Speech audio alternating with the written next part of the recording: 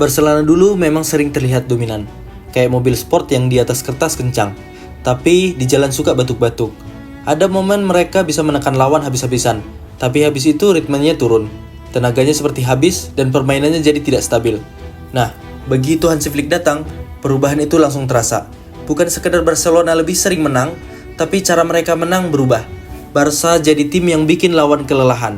Karena lawan dipaksa lari, dipaksa berpikir cepat, dan dipaksa bertahan dalam tekanan yang tidak putus-putus. Kalau kita bicara jujur, sebelum Flick pun, Barcelona sebenarnya sudah punya fondasi yang kuat. Skuadnya berisi pemain-pemain muda yang bertalenta. Tradisi penguasaan bola masih ada, dan kualitas teknik mereka tidak pernah diragukan. Tapi masalahnya muncul pada hal-hal yang kelihatannya kecil, padahal dampaknya begitu besar. Pertama, intensitas permainan sering tidak bisa dijaga selama 90 menit penuh. Barca bisa memulai laga dengan tempo tinggi, tapi setelah lewat fase tertentu, tekanannya turun dan lawan mulai dapat napas. Kedua, ketika bola hilang, reaksinya tidak begitu cepat.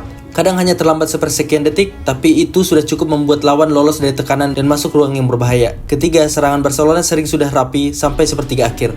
Tapi di momen tertentu, keputusan akhirnya kadang ragu, mau tembak atau umpan, mau menusuk atau putar lagi, dan keraguan itu sering mematikan momentum. Disinilah Flick memberi upgrade yang begitu terasa.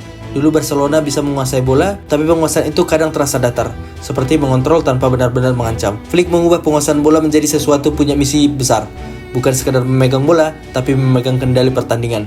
Setiap passing dibuat untuk membuka ruang, memancing lawan keluar, lalu menghukum mereka dengan progresi cepat.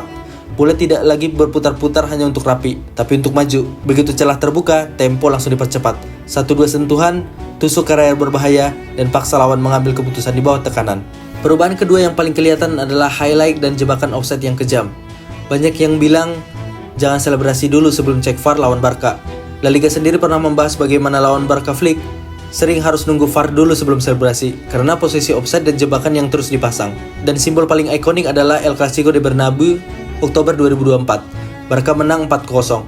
Laga itu semacam statement, ini Barca versi baru, dan kalian harus adaptasi. Tapi di sini penting, highlight itu bukan cuma sekedar naik semua. Itu butuh koordinasi, timing, dan keberanian.